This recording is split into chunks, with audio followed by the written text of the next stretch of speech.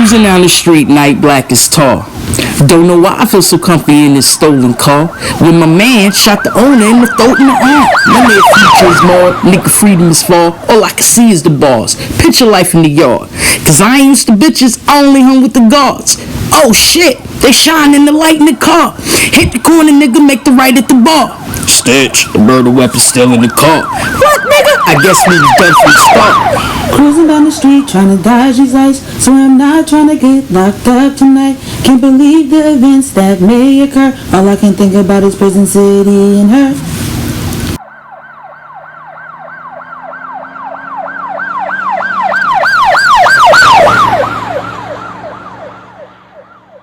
Yo, we live again, Prison City and Her. Here to bring a voice to the struggle. I'm here with Fever. Shout out. She gonna let us know what happened in the beginning and the end because everybody's story different. True. So, first and foremost, state your name for the record. Girl Scarlet Fever. I'm a Prison City vet. You most probably know me as, when Tisha. Okay. If you grew up with me. Tisha, if you my family. Fever, that's when I became, the infamous rapper Fever, but Scarlet Fever, Alright, first question. Where'd you do your time at? Well, I did time like skid bids. Okay. You know how people call them skid bids. You get a couple of months here, couple months there. So I wound up doing like little bids all throughout different counties. So I probably been in Middlesex County, Union County, Essex County. I haven't been in the well. Okay, you did a county tour. Yeah. Alright. Yeah, that was my music career. That's how I started off county tour. But alright. So, what would you say was first of all, what was the worst county that you've been in, and how long was the longest time that you spent in the county? This might sound crazy, but the worst place was actually almost the best place. Okay. Because I was in the well, right? Okay. What is the well? Caldwell. Remember Caldwell back in the day? You got sent to Caldwell if you got locked up in Essex County. See, I ain't never get locked up. No, we go wrong with. You feel me? I heard of Caldwell before, but you said the well, so I'm like, okay. Yeah, right, so Caldwell. Caldwell was actually like, because like the doors was broken. We like had like free reign. It almost was like dorms in college, and I ain't even going front. It was just off the chain. We would do things, playing pranks on people. We sit there, we have fun, we go out in the yard, you know what I'm saying? Okay. And it was more so like a little family unit. Of course, jail is not fun because you locked up or whatever the case may be, but you try to make the best of any situation when you have that, when you have that positive mindset. Yeah, of course. Because that was me, like, even though I knew I was locked down for X amount of hours. My joy. Yeah, you can't take it from me. You know what I'm saying? This smile belongs to me. The joy that's in my heart belongs to me. No matter what crime that they say I committed, because I never was even let me say, how you say that? What you trying to say? I was charged, but I wasn't. You wasn't convicted. No, I wasn't convicted of that crime. Sorry about that. But I wasn't convicted of that crime initially, and at the end they just released me. Okay. No court appearance, nothing. But yeah, we ran around there, you know what I'm saying? Like, it was a bunch of young girls in there and I realized like they were motherless children, fatherless children, people with no type of family unit. So it was a lot of young people in there when you was in there? A lot. Because when I was in Union County, it was a lot of older people. It was a lot of drug addicts. I could name like 10 people on the tier in total that was just a regular ass person. So you had a lot of young people. We had a lot of young people, and then the older heads used to look out for us. Like, even though it was, some danger to that, because it was either like relationships or like old head gangs. Not like, it wasn't like Bloods and Crips and that stuff like that. Just, you from Prince Street, you from this, you from that projects or whatever. I'm from GKB, I'm from here, whatever street. You had them type of issues. You know what I'm saying? Not gangs like Bloods, Crips, stuff like that. Them type of issues. Yeah. Okay. Where do you think you went wrong? Where I went wrong? Yeah, like what was the charge that? First of all, what made you offend in the first place? Let's start there. What was the? My first real offense was, I think, love. Love was an offense. Because you do anything for that person you love. Absolutely. You know what I'm saying? And I'm not even going front. Just following behind a person that you love, and he might get away with it once or twice, and then you do it, and then y'all wind up getting caught. When you get caught as a unit, how did that work out? Who took the charge, or you both got the charge? We both had separate charges. Okay. All right. The first time I ever got locked up, we were young, but I was still over 18, so I had to carry that charge. So I'm in a stolen car. Okay. We're in New Jersey. Mm-hmm. I'm in a stolen car, and we have clothes in there. We just came from the mall shopping or whatever, but I'm in a stolen car. At the time, I really didn't even know it was a stolen car, because it was explained to me that it was somebody, a loaner, all this other stuff like that. Car. Exactly. So I got just caught up in the rap. So I was just like, okay, cool. But what happened was, me and him got into it, and I was wild back then. Like, I just do anything, and he set me off, and I picked up a brick. I was like, wow. And I threw it at him, but he moved to the side, he dipped it, and it hit the window. So now he's driving around in a stolen car with a big crack in the window. So we was just asking for police to pull us over. So we was in Woodbridge pull us over, and he like, nah, I ain't pulling over. I said, bro, he said, they just gonna word. I said, you gotta pull over. So he went maybe a couple of blocks, and I said, pull into this 7-Eleven. He pulled into 7-Eleven. Cops came. I said, run. Okay.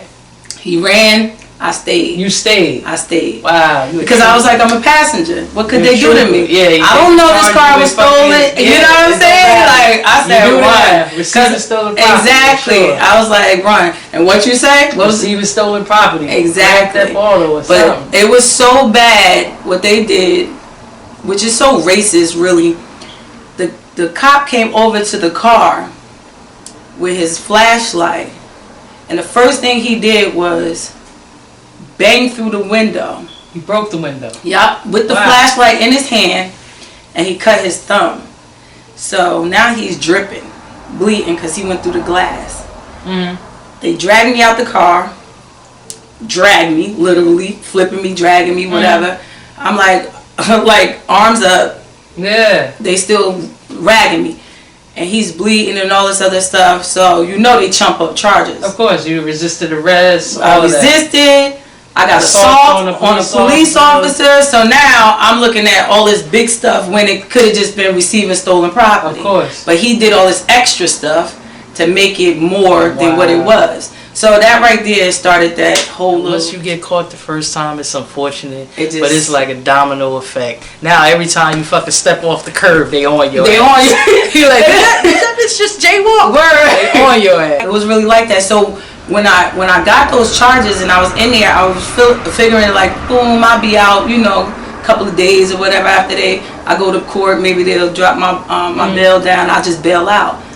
Mine was somewhere like 175,000. It was crazy. Yes. I'm like, what did I do? Wow. Yeah, so I wound up being there for maybe 3.5 months. Okay. Just trying to work that situation out. And it downplayed all the way back to receiving stolen property. Exactly. But they gave me resisting, which screwed me up later on down the line. Of course. When I offended later on down the line.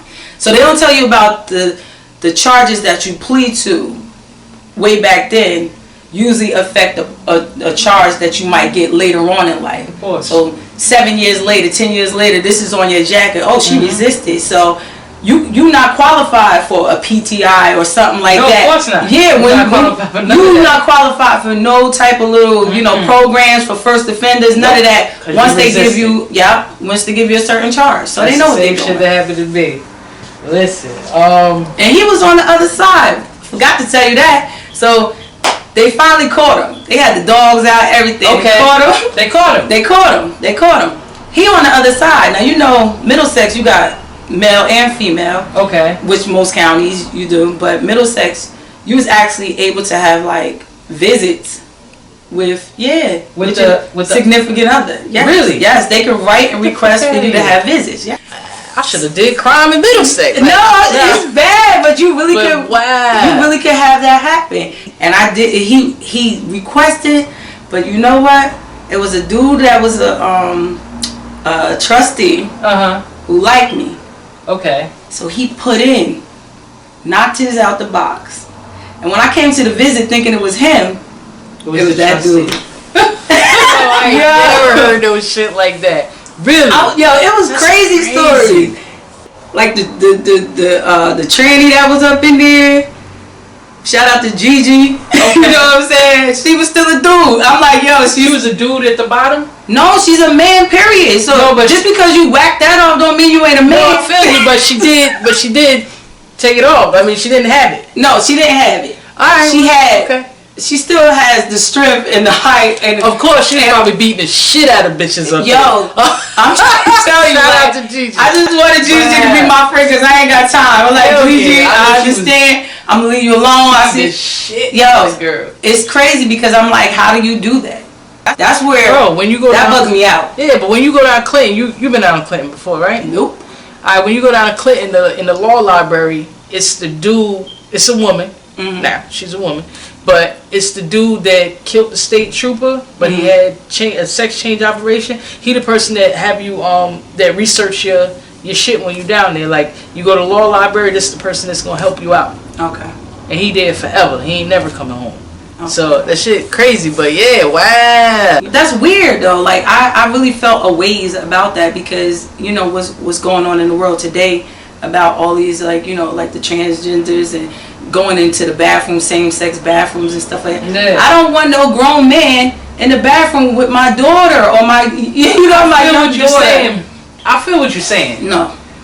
The only thing that I was saying is that they don't want your daughter. That's want what you think. Your man. No, because they're weird. Because I don't know what's going on up here. Because a lot of them want a lot of different things we don't know nothing about. Because if you don't love yourself enough, one, that you hacking and whacking, you don't know what they're capable of. So I don't want them to I can't even. You don't even gotta go into all that. I'm just telling you, like I didn't feel comfortable with this big grown man taking a shower, regardless if you didn't have this. You know what I'm saying? Yeah. Like we don't know what was really down here. He said he got that chopped off, so obviously he had to have some kind of procedure. 100% he had to be on the woman's side. So I don't know what. 100%. Yeah, so they wouldn't let him on the man's side. Why is he over? Because anatomy-wise, you can never be us. You never will bleed. You'll never. Just different hormones. I mean, yeah, all of that is true. But once you take that off, can you imagine what would have happened to him on the man's side, though?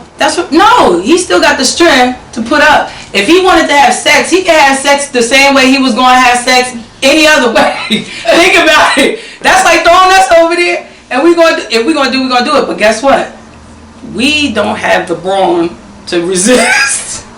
Yeah, some you're things. absolutely right. Yeah, we are women. Like I just stay true to what we do, and that's why I just said like I have certain views on that part. Like I really felt the ways about that. I'm sure. I mean, did she have any fights while she was there? Did he what?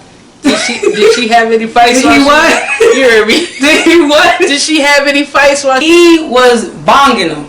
Hang on. You understand what I'm saying? That's like my Uncle Big Rock. Shout out to Big Rock. That's like if Big Rock just came down on you like this because Big Rock cut it off and they threw him on the women's side. You don't even want to imagine that. Imagine so. That's what I'm talking about. That's what I'm talking about. That'd be a crime. A crime. It's a real crime. I think they need their own ward. Yeah, you crazy. I don't even want to imagine Don't put them that. with me. Yo. Like you took me so far. I don't know where we're going right now. We're here. Prison ain't for everybody, but that wasn't for me. Yeah, prison definitely ain't for everybody. Truthfully, prison ain't for nobody. It's just a holding cell where they try to steal your joy, steal your hopes, steal your dreams. You know what I mean? They keep you there in hopes.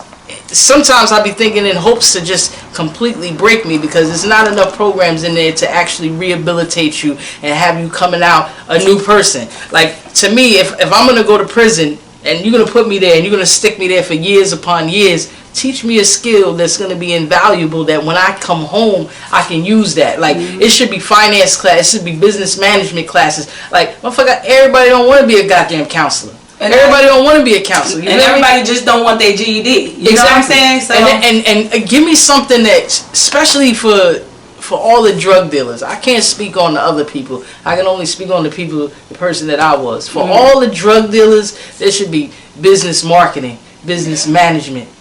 It should be all types of programs because they learn how to buy and sell. Absolutely. It should be stock market classes. Yeah. It should be it should be chemist classes. Motherfuckers is real life scientists and shit. You know what I mean? Because they building bombs, they doing everything. Hello, if a motherfucker could make meth, motherfucker, you should be. If a motherfucker could cut heroin, you should be a chemist. But you know what it is? They don't want to direct those skills to you becoming something successful, or a pillar in your community or something great. Why not? Because that's not what those cages was built for. Who and what? Of course. Exactly. But the truth in the matter is, it costs $33,000 a year, or it's probably even more, to house an inmate. You know how much they make off of that? Who? That's what it costs to house an inmate. You got to feed them, clothe them. An inmate. Yeah. But what does the inmate do? Everything for free. And they get what? Money. $1.20, $1.35. Exactly. So all the hard labor that they're doing in there creates capital for the prisons. These prisons are privately owned. True. So that's who's making the money. So it's just modern day slavery. You can make more money off of a taxpayer. Yes. You can make more money off of a taxpayer. You're not getting free labor, but you getting taxes. Like, the way they got the taxes set, like, how do you sleep at night when you take that money out of my check? That's what I want to know, because they be taking a whole lot of money out of my... This don't mean nothing. I'm trying to tell you, that's a whole nother world. Yeah, that's a whole nother once you in that bracket, you're not paying really no taxes. You writing off everything, they doing whatever. But I'm telling you, it's just a form of slavery. Shout out to like Ava for doing that movie. Was that from the Prison Pipeline? You know that show from 4th grade on how they already see how many children are gonna be in jail. Starting from 4th grade, they start to analyze how who's going to prison and absolutely not. Because now they're building penitentiaries everywhere. I bet you nobody knows, right in Linden there's a youth house behind Walmart. Yeah, behind Walmart. Absolutely. Nobody. Absolutely. If you don't live here, you want to know. But they popping them up everywhere because they youth house. It's statistically proven, if you went to prison, your child will go to prison, and if your child go to prison, his child will go to prison. Yeah. Just like motherfuckers, if you rich, if your mama rich, 9 times out of 10 you're gonna be rich. Mm-hmm. It's a cycle that has like. I went to prison. My son is on the fast track now. Mm-hmm. He going to prison eventually. Yeah. Shout out to Jadakiss. Hope you don't go to prison, son. I love you. Mm-hmm. His father went to prison. Yeah. You feel me? A long time. A long time. And yeah. That's all I'm gonna say to that one. Let me ask you: do you think your environment played a major role in how you caught charges? Well, yes and no. Like I said, I feel as though that I was brought up in a great, loving, rule abiding type of environment. Okay. My grandparents were great people. Okay. They had a church out here. They started organization to help feed people, house people. They even put grass in the projects. And it was called Why Mad, youth making I remember that. Yeah, my grandmother, my grandfather. Okay. They had a church called Living Waters Pentecostal Church. And I was a preacher's kid, basically, because my mom, had me at a young age. So we were in church, all our lives. We had a church in our house. Like in the living room, just literally, it was church set up where there was like a pulpit, all that. We had church in the house. So my environment was that. But when I wanted to see the world and experience love and all this other stuff, that was me. That was my choices, and I made some choices that weren't good, and that's what really like set off my charges by like following behind a man. Not too much how I lived, because I do believe that I was, even though my father wasn't in the picture for real good reasons. My mother, she did the best she could at her age at that time. But my grandparents, you know, they were always there. My aunts, my uncles. I came from a large family where there was always love, care. I didn't even know I was poor. You understand what I'm saying? Because I had so much. I didn't. Because I had so much love, and my house was filled with so much joy. If the lights got cut out, we had candles, we was singing, everybody was good. You know what I'm saying? That's dope. Love take you a long way, man. A long way. For so real. making choices out of my own heart and mind, knowing that it wasn't right, got me to charges. Anger got me to charges. Okay. Anger with boyfriends, anger with, like I said, my relationship with my father, anger with my mom, anger with different things, but not my environment. Did you ever, I'm sorry to cut you off. No problem. You said anger with your father. Was you ever able to, like, express those feelings to him or get some type of closure behind that? Or Nah, that right there, that's you'll find that out in my book. Okay. It's called WTF. When Tisha Fever. For real? So yeah, the book is dope. WTF. Yes, when Tisha Fever is coming out. Okay. And that right there, I'll let you know about, you know, the details between my father and I, you know. Okay. And why there was really no real closure, and there will never be closure with that. But it's closure for me because I know I'm not a victim. I always looked at it as a survivor type of situation, but everybody wanted to make me a victim. You understand? Yeah. And when you know you're not a victim, you know you're something better than that, and society wants to make you a victim. Yeah. And that's not how I was, and everybody thought I was just crazy because I'm not doing this and I'm not being orthodox to how I should be. Yeah. Because how the stigma and the stereotype of how a victim should be. I'm not a victim. I never have. I feel you on that. Okay. Did you have kids before your first incarceration? And if you did, who watched your kids in your absence? No, I actually had my daughter the second time I was incarcerated. Okay. The first incarceration was me and the kid's father. Okay. But most of my charges, what did I say, was behind somebody that you were messing with, or you know, that was my boyfriend, me and my boyfriend. So I went to jail because of him, and twice before that, then I was locked up and I was pregnant with my daughter. How was that? How was that situation? How did that play out? That wasn't a good situation at all. Not at all. Cause like, get real with you real quick. All right. Okay. So, I got locked up, and I wound up doing 9.5 months. I think I went in when I was like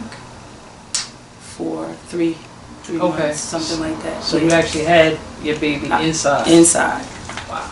So while I was going through court, and this was domestic with him, you know. Okay. So I was in there, and you know, I had my daughter. Like, let me see. I had her in January of 1996. I had my daughter in 1996. Okay. And 3 months later, I was released after having her.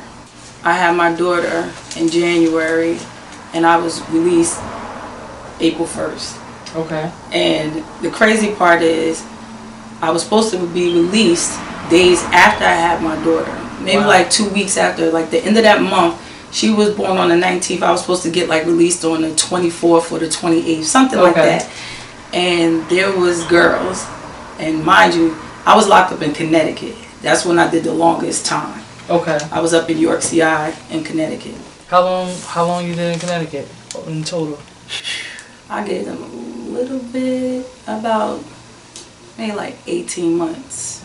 Okay. Yeah, about 18 months. That's out a nice bit of time. there. Yeah. Okay. So I was supposed to get released, but these girls, it was actually 2 girls. They was kind of playing like my friend role, and one girl was actually like liking me. Uh-oh. But I always used to dip. Yeah, like I used to play cards with her. You know, stuff to pass the time or whatever. That's that with us as a unit while we out on the tier. But never no one-on-ones or nothing like that because they already knew my stance. Like I don't play that. Like I'm not homosexual. I'm not homophobic. I'm none of that. Okay. But I just don't do that. You know what I'm saying? That's not my interest. And plus at the time I just, like I said, just had a baby and I'm in my dorm and I know that I'm ready to go home. I only got days. They knew I only had days because these are the only people I confided in other than.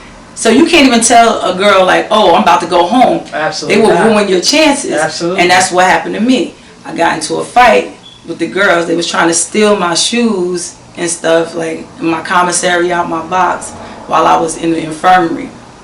I came back. I caught them in my room. And automatically, you know, she wanted to fight. So we fighting. Then here come another one. I shut the door on them. Like, we in there tussling. Yeah. But then the CO pops the door. Guess what? She was part of a gang. She was really a gang member. So they start running out, rushing into the common area.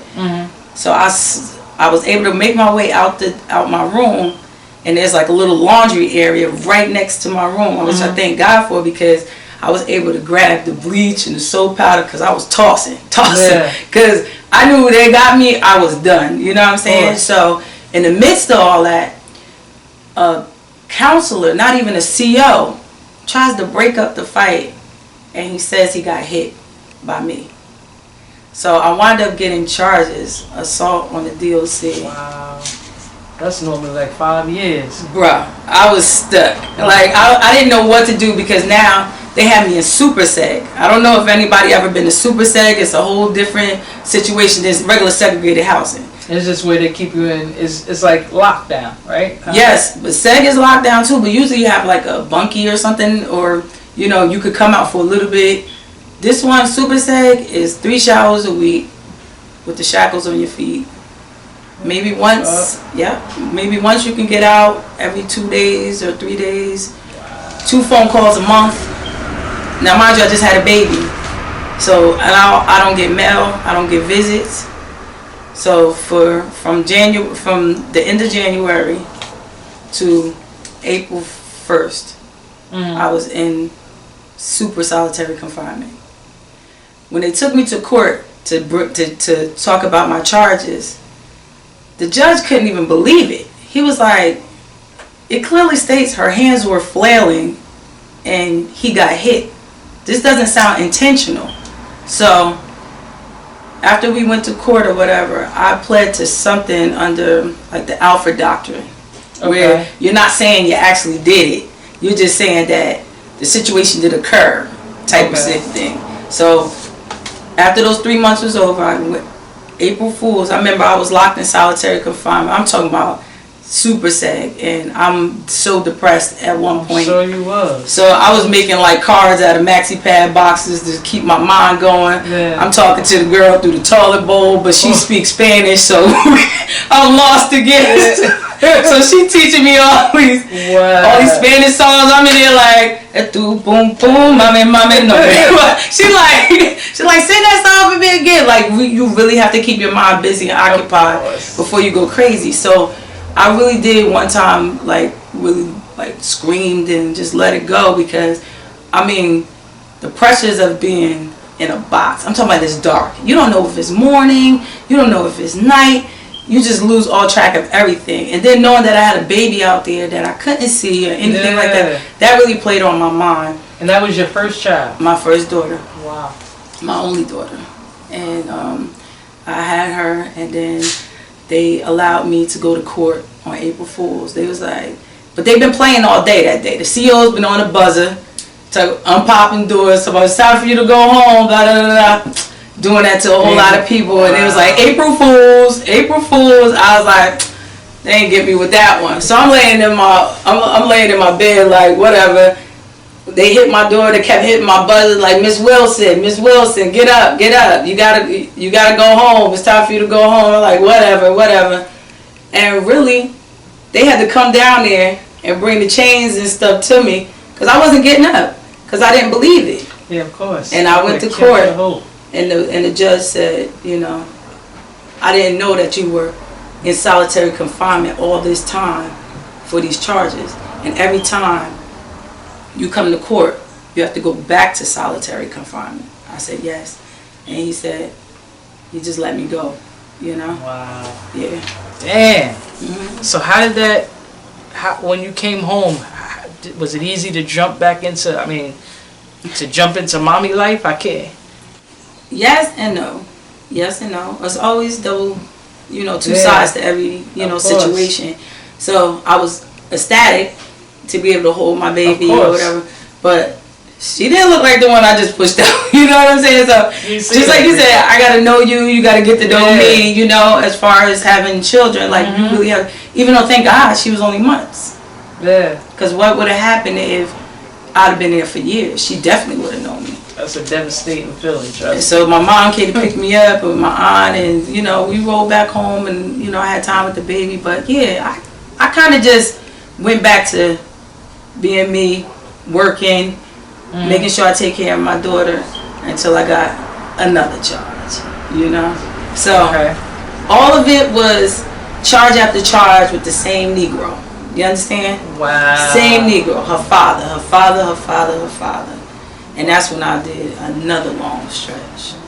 It's because of her father in Connecticut. You did another stretch in Connecticut? Because I came home one day, pick up Zania from school, She wasn't there. The mother acted like she didn't know where she was at. Nobody didn't know where she was at, so I was losing my mind. And then I found out that he took her. But she actually gave him my daughter, and he took her to Connecticut. So, me trying to get my daughter back, first I just, was like, all right, just when you going to bring her back, blah, blah, blah. Then it turned into, I ain't bringing her back, blah, blah, blah. So I had to go to court out here in Jersey, bring paperwork back. They're like, nah, we're not honoring that. I said, what? I said, okay. So, the girlfriend, his new girlfriend that he was with at the time, and they both was just edging me on. And I told you, I already have a certain rage in me. Yeah, of course. You can't keep getting pushed. Yeah. So when she got on the phone, and her mother who? Like, she only got one mother. You know what I'm saying? Talk about, doing dumb stuff, and I went up there to get her back, and they went honor what Jersey's court paper said. And if I'd have known, all I did was have to pay a sheriff to do it, to go get my daughter out the house, I probably have been in a different situation. But I just went black, and she picked up the phone, and I was just like, you know what, today I'm gonna kill you. I was like really in a premeditated state, like today, all I seen was, I'm going to kill you. You know what I'm saying? Because when you play with somebody's child, for one, you already have my man, because I just couldn't deal with the nonsense. Yeah. You got my man already. You ain't gonna have a baby. You like, boy, you just wanted everything. You want my name too? Want everything. Yeah, nah, you can't get both. So I literally told her, like, today you're gonna die. Because they told me. And she didn't record that though. No, she didn't, but she ain't have to. I set myself up for failure. I went up there 4 hours on a train, and it was like, when I got there, because I'm leaving out little small details so it just move the story up. But when I got there, nobody was there. So I climbed through the window and I waited. Wow. Okay. So it's already, now I got burglary. I got a whole bunch of crazy charges already. Yeah. So when she ran up in that house, she was the first one. I stood right there. I was like, because they got to go up the stairs. Whoever coming in, I go straight up these stairs. I just stood on the side. Like, as soon as she hit the top step, I just came through with the Snapple bottle, like, because all I seen was, I'm going to hurt you. I'm going to hurt you as much as you hurt me and cause me a whole lot of stress. When you could just sat in the background, mind your business. But you just kept doing this, and then when I give it to you, you can't take it. Of course, now you want to cry help. And that's what they did. So they called police. I was there, and I got arrested. And that one, that's how long that took you away? About another 9.5. Every time was. What, months? Yeah. Oh, every time. At least it wasn't years. No, I'm not. You know what? That's another thing too. Years, when you actually get sentenced, and you have to go down, it puts you in a different mind state. See, me, most of the time, I still had a bail. Even though my bail might have been so high because I'm from New Jersey, I still had a way to get out. I always thought, like, yeah, I could still bail out one way or another. So I had to always wait till my bail gets lower, decreases. Of course. Yeah. And then that's how I stayed mentally, like, oh, I still have a way out. Because when people are sentenced to 2-3 years, that's it. You stuck it. You know you ain't going home. Yeah. Everything changes when you know you're not going home. Yeah. So, trust me. So that was like I said, you know, my daughter, again, now she's missing me for these months. My mom is taking care of her. That's extra burden on her. You know, it puts pressure on the family and everything else. So everybody got to rearrange your life when something goes wrong. Yeah.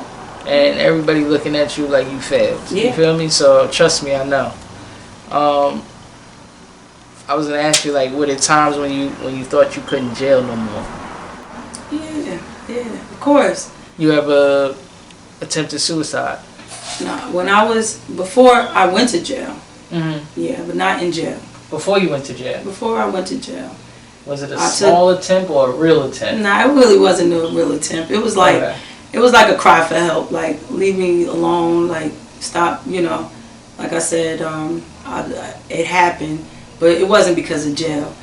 Jail, I just want to let break me, because after being in solitude, you find something. Of course. You find something within you that says, oh, nah, why are you here? What are you doing? What, you know what I'm saying? What are we not going to do next time, you know, in your right mind? Yeah. Some people don't have that. And a moment of clarity. Exactly. That's what I always call it, a moment of clarity. Finding yourself, really. Absolutely. And that's what I did. Like, I was like, I ain't doing this no more. Like, even though a few things happened after that, you know, I wind up out here on the streets, not doing things intentionally no more. Like, no more joyriding, no more fighting with boyfriends, none of that type of stuff. Yeah. You know what I'm saying?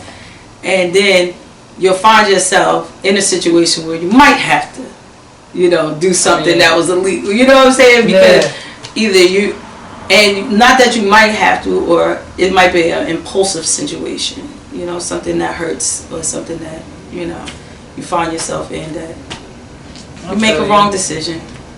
How was finding the job changed since you came home? When you came home? So that I was working all my life, like, as an administrative assistant, executive assistant. My mom started me working like when I was young, so that was my field. Okay. So when I was working I was working at Merrill Lynch, as a matter of fact. Nice. You had a great job. Okay. What? How it look when the police come in and lock you up and bring you out of there? But they did it discreetly. They brought me downstairs. Then they didn't cuff me until I got to the car. You know, things like that. The job search, it totally turned, because I always could find a job. I could go to any temp agency and find a $15, $16 an hour job. You was one of the lucky ones. Yeah, or $12.50. No. As long as I had those, just the misdemeanors, I would go through temp agencies, and I was fine. But I always seemed to get fired. You understand? Afterwards, never had a real reason, but at the same time, I kind of figure, like, either it's my record, which I really thought it was. Even though I could do the job, I do everything right, why after a few months, boom, I'm fired or whatever, but without warning. So finding a job wasn't the problem. Keeping a job was. I feel you. Did you get a chance to go to school while you was incarcerated? No, because for one, I was already out of school. I got my GED. I dropped out. I dropped out in like the 9th grade. So technically, I had a 9th grade education if it was according to law. Yeah. And then I went and got my GED. But I didn't care because I was already working. Yeah. If I was 16 and I'm already making $11, $12 an hour, you know what I'm saying? Whether it's part-time or whatever. I was just, you know, always had a job or wanted to make money. So sitting in the classroom really didn't do anything for me because I was a little more self-taught. Did you do drugs? Smoke weed. That's the hardest thing. You know what? I never popped a Molly. I never did. Girl, don't do it. I did. I never had. Don't do it. Back in the day, everybody used to them pills called tabs. I never did. I ain't do those. I did. I never put dope in my arm. I never did nothing. Never sniffed no lines. I ain't never smoked weed. Weed. That's it. Yeah, certain drugs, man, they should be outlawed, man. Molly is one of them. That shit had you going like crazy. You was popping Molly? Absolutely. You didn't look like a Molly popper. And I didn't think I was either. Motherfuckers be like, yo, why every time I pop a Molly, I'm like, I want to rap to somebody. I ain't heard a rhyme in years. Like, listen, I got this rhyme. Check this out. Hold on for a second. Let me say it to you. Always be like, what? Everybody I see that was on Molly's or whatever at the time, they always used to be like, always up all night, sweating, annoying. No doubt. Since I've been home, I kept a job. So if I pop a Molly, it can only be Saturday night. By the end of Saturday night, it's a wrap. I don't give a fuck what's going on because Sunday I gotta relax because Monday I gotta be at work. So that was the saving grace of my life. Like you can't go crazy. It ain't gonna be no 3, 4, 5, 6, 7, 8 times nowadays. You know what I mean? I gotta work. So I was like a 1 day druggie. I smoke weed. Let me tell you, I smoke weed so bad. Like I was wearing a size 5. You understand what I'm saying? Like it'll get you like this weed ain't the same weed, bro. Like this is like an appetite suppressant where that's all you rather do is just smoke or whatever. Yeah, no doubt. So that's why I was like, nah, bro. I stopped smoking weed because I was just feeling like it stagnated me. Of course. And I really had no energy. I was looking crazy. You know what I'm saying? Because it breaks out your skin. Your memory. Memory. You just messed up. Like weed is not. It's not fun anymore. I realized that anything that takes my focus off of what I really want in life can't be for me. True. Like I don't drink because I don't want to do anything and say at the end of the day, oh, it was because I was doing this. Something that I purposely took in my hand and fed to myself. Like them shits is over. Plus I'm a grown ass woman. It's like, man, all that partying shit. Like your barbecue was the first time I've been out in 3 years. What? Word is mine. I'm glad you see me nowhere. I actually had a great time. But your barbecue is the first time. The only time I come out is to do this. Gotcha. I'm trying to stay focused. Because I don't want to go to prison again. You feel me? And people talk crazy. They do too much. Like, yeah. I was hanging in the projects like all the time, and I realized like either somebody gonna beat me until they kill me because you're gonna have to, or I'm going back to jail. It's one of the two or both. You know what I mean? Like I don't want to. Nah. Yeah, it's a lot of stupidity. It's a lot, and nobody want to see you successful. Everybody want to see you fail. True. You feel me? So for me, I want to shine light on the people that want more. Gotcha. You know what I mean? Like this is not it. I want more. Yeah. But that was me. I always wanted more, so that's why jail couldn't hold me. Yeah. You know, the things that happened to me as a child couldn't hold me. You know, and it's in your destiny. You know what I'm saying, to overcome all those things. Absolutely. But to have those things happen so your path could be formed and shaped. Like if they say, "Oh, you could do it all over again," nah, because you know certain things made me who I am. You know. And if I could do it all over again, fuck that, man. I wouldn't listen. I probably wouldn't know nobody. I would have went to school. I would have did something different. Like I feel like if given the right opportunity, I could have been anything. I could have been great. You know what I mean? Not that I'm not great now, but I could have been anything. Exactly. With the proper love. You feel me? Like people that say they was loved, I envy you because my mother had 10 kids. Oh yeah. One after the other. We all the first 7 is only 1 year apart. Not even. Some of us was like less than a year apart. Can you imagine? She didn't have time to love the next kid. Oh shit, I'm pregnant again. Oh shit, I'm pregnant again. The love is like, it's getting thinner. Only the last one gonna get the love because that's the end of that's the end. You feel me? So what love could do for a person. That's why I never wanted to have a whole bunch of kids. Like one was enough, but I'm like, you know what, fear snuck in there. I'm like, I'm glad I had her as my baby. I love her like to death, but that's it. Yeah. So you can focus, you know what I mean? Because love take you a long place. That's probably why you're living good. I like it. Love take you a long way. It's not even about the material. It's more so about the reason why I feel like I'm rich. Like the people I've encountered and the things that I've done in my short lifetime, you know, and the things I've seen and lived through. That's why I was saying, like, you know, being loved is the first foundation. Absolutely. And that's what got me through all of those things. All those other things. Yes. Absolutely. And you're right, totally 100%. Right about the love.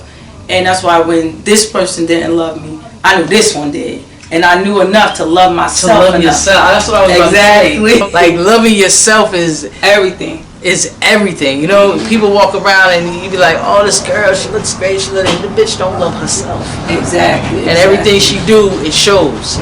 Yeah, I learned to love myself. I learned to love myself right after I knew that people's love fluctuate. Absolutely. You know, a person's love for you might fluctuate. Yes, so that love could be so inconsistent that that's not what I'm looking for. I need to be able to get up every morning and look myself in the mirror, wash the face, and be like, this is me. We're going to go out and do what we have to do to conquer the world today. You know what I'm saying? On some Pinky in the brain. Like, we're going out there to do this. Pinky? Yeah, so like piggybacking like with the job thing, after I kept getting fired, I'm like, why am I working for somebody? I have enough skills and I have enough brain power to make money on and create my own income. Absolutely. And for the last, since 2010, 2010, I've had my business, you know? Okay. And I've been doing marketing, you know, on and off with different people. You know, some clients I still have, you know what I'm saying, all this time. What's your biggest fear? My biggest fear. Leaving here without telling my story, so my kids could be more equipped. Wow. Okay. Equipped. Wow. Okay. Equipped. You know. What's your deepest regret?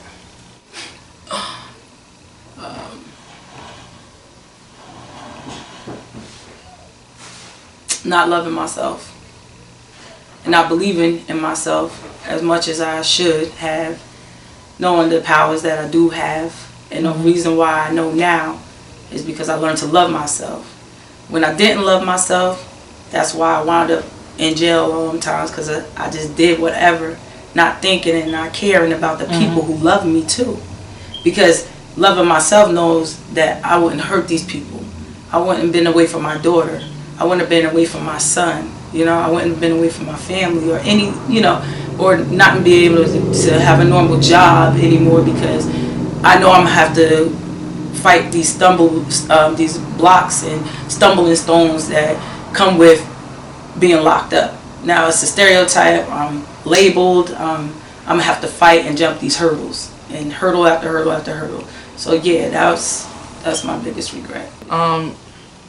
If you could go back in time and tell, I don't know whether it's Lil Fever or Lil Tisha, something, what time would you go back and what would you say to yourself?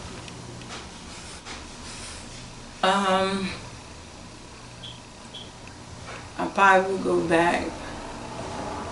I would probably go back to when I was like 5. 5.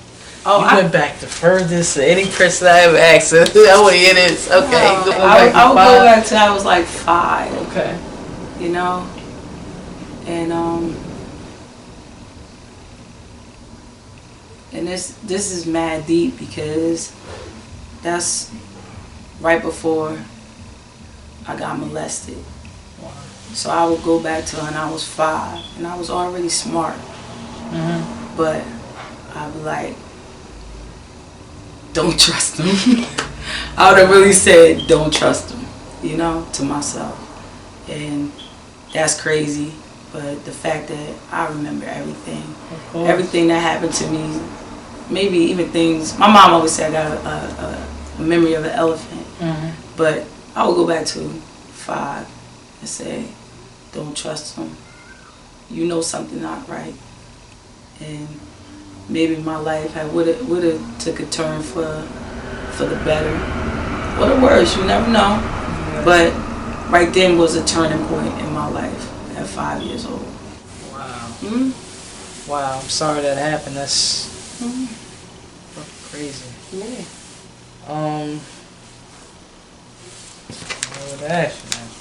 It's okay, because being able to tell your story is the best part about being a survivor, not a victim. You understand? Yeah. Being able to help somebody else say, like, yo, you can make this decision.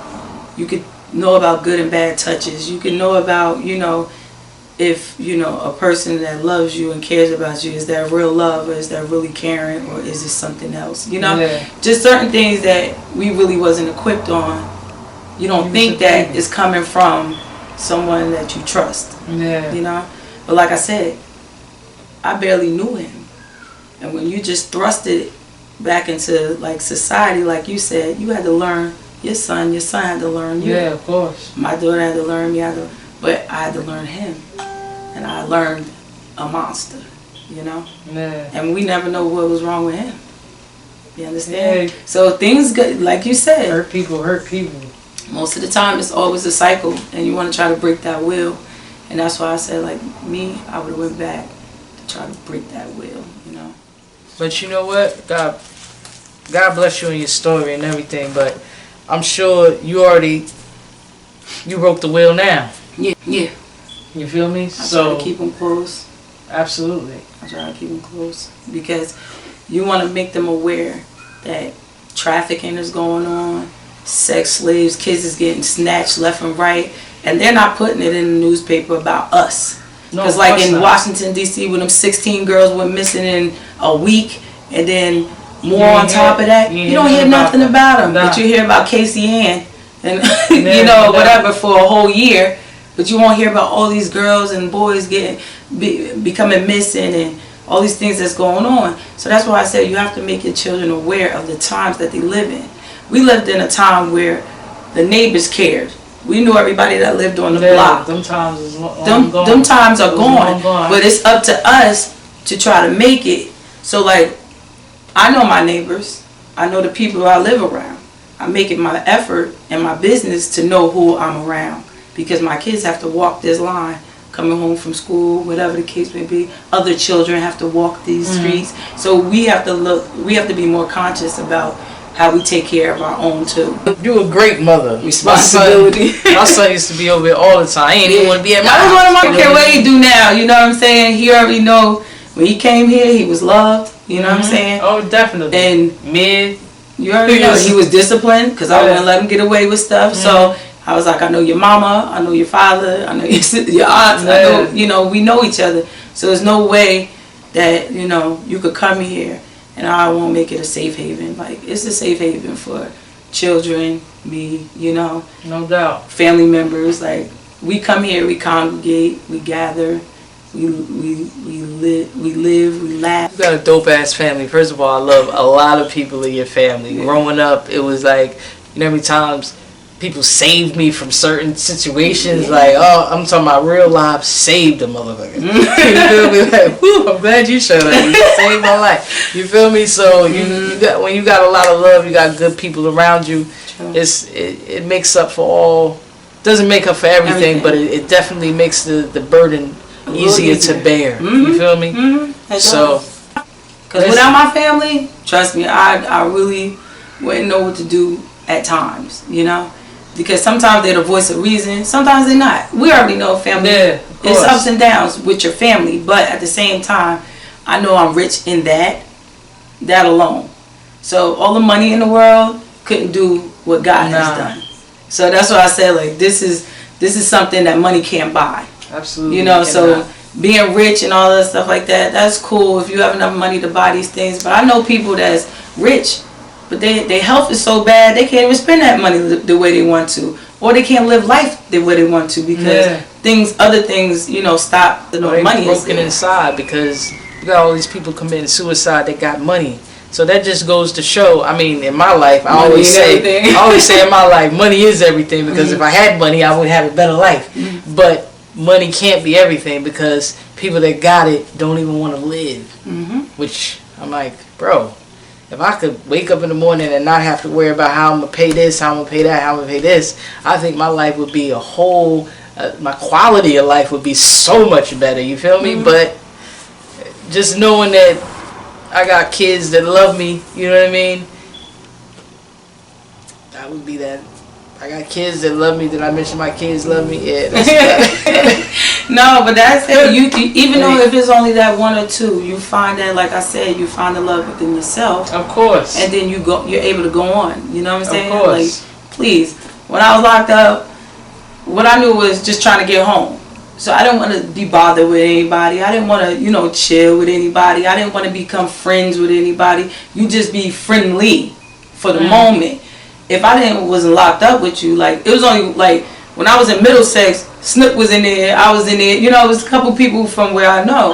I was locked up in the well, some other girls in there that just took to me, and we it was like bonfires, and we used to run up and down hallways putting toothpaste in people's shoes. We was like a bunch of kids running wild in the dorm in that situation, but we was able to understand that this is temporary. We getting out of here. You know what I'm saying? Yeah. We had a mindset. I didn't hang with people that just wanted to do time and roll tops all day and watch the soap opera, and you fighting in front of the TV. I never even would go out in the common area and watch TV, because I'd rather pick up a book, keep my mind somewhere else. TV couldn't even do that for me. I would go to rec when rec was time, so I could work my body out, because I still, like, even till this day, I still work out.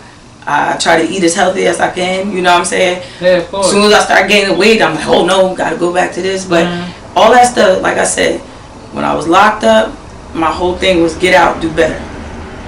Get out, do better. That's the consensus. Washing pots bigger than me. You know what I'm saying? Jumping in the pots to wash the pots.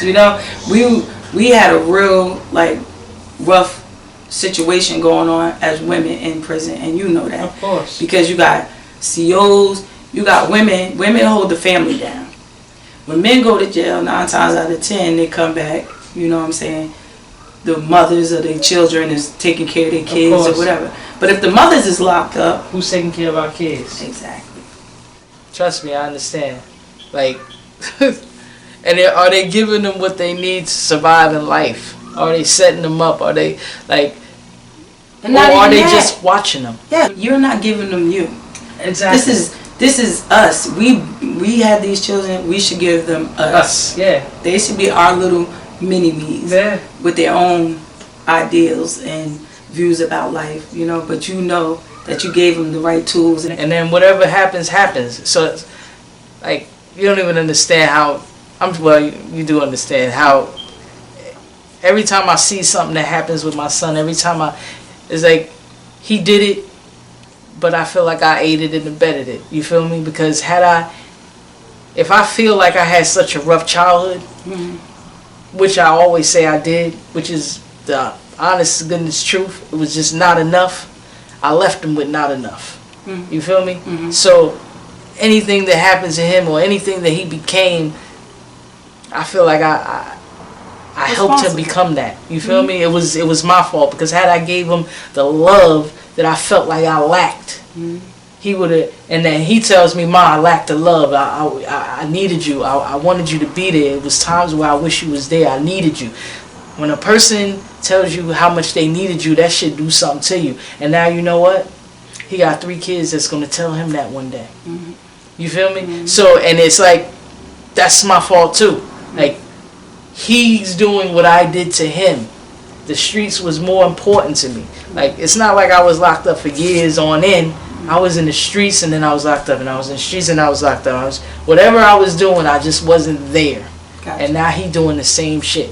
So the wheel ain't broke. Yeah, I'm just glad. That's one thing. Like, my son, my oldest son, he totally different. Totally different. That's a blessing. He has my ways. Of course, they have something. Everybody has something of me that came from me, but they're still their individual selves. And my son, he's doing great, That's a blessing. And I thank God for that. My youngest son, you know, we have to work on a few days, but he's great. But he's a baby. He's great. You know what I'm saying? Right now, so but we work on it. That's what I said. We work on some things, but he's still great. My daughter, you know, things to work on. Still great person. Yeah. You know, that's how you have to look at it. You know, you just have to keep saying that we'll work on it. Yeah, the core of my son he's a great person. He just let the same things that deterred me from being the person that I could be, which is outside influences and doing all these dumbass psychedelic drugs and shit. Mm-hmm. He let that, you know,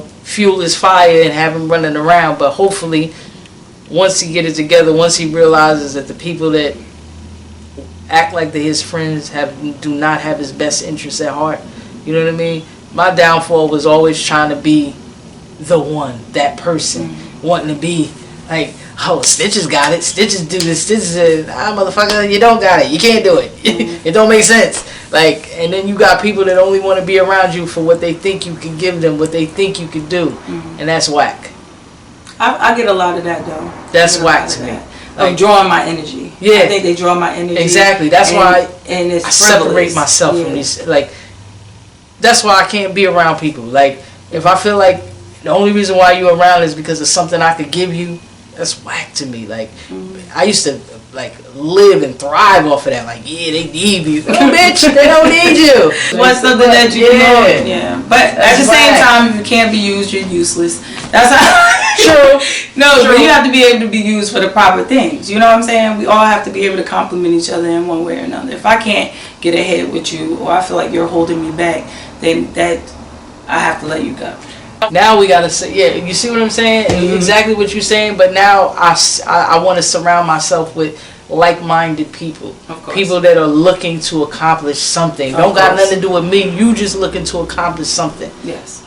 There's not that many people out there though. It is. No, once you find yourself in a different realm, once you, even like, all right, not to be funny or whatever, like we talk about certain class of people, right? I mingle with from the highest of the class to the lowest of the class, and I feel like I'm no better, and they are no better. You understand what I'm saying? Exactly. You should be able to be. We just want different things. Exactly. Or we come from different places. Exactly. Absolutely. So we all have our differences. We just have to be able to, you know, see how we can bond and make something work as a whole, as better people, to better everything else around us. Because you know, it's more than just us now. It's nothing's right out there. You understand what I'm saying? So you're fighting more than just us. You're fighting powers that be, the environment, things that you just can't control. Yeah, but you have to be able to. All right, in the future, I'm gonna do this to make sure this don't happen. I'm gonna put some filters in my refrigerator and my tap water so my kids don't get lead. And you know, things that we have to do now. Like I said, just being more proactive than reactive. That's true. Yeah, that's my thing now. Like, jail made me more aware, more alert, more unrelaxed. I'm gonna say unrelaxed because I am to a point where I could get like, you know, because a lot of things and it comes at me at once, but at the same time I know how to handle it. Yeah, of course. And it all works out. And even though sometimes I'm like, nah, this ain't gonna work. This ain't gonna work. It works out anyway. I be knowing it's gonna work out because it's just that.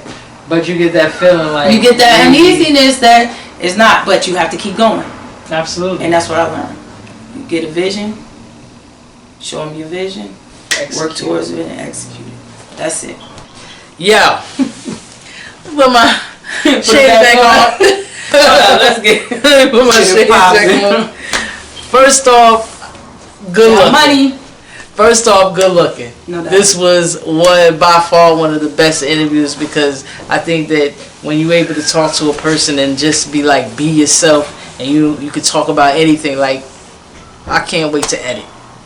I got you. I'm gonna help you with that too. Like Prison City and her, she done had the tripods and everything. I ain't have shit, y'all. And she put me up on some extra shit. So I really do appreciate it. That's what I do, you know what I'm saying? More marketing concepts. Check out people. Upscale events. I got an all-white affair coming up June 29th. Oh, I would like to be there. Yes, you will be there. June 29th. Okay. $40 tickets. We'll be at, listen, This disclosed location, 405 University Avenue. It's the Leaguers. So, we're going to do it big. It's going to be very upscale.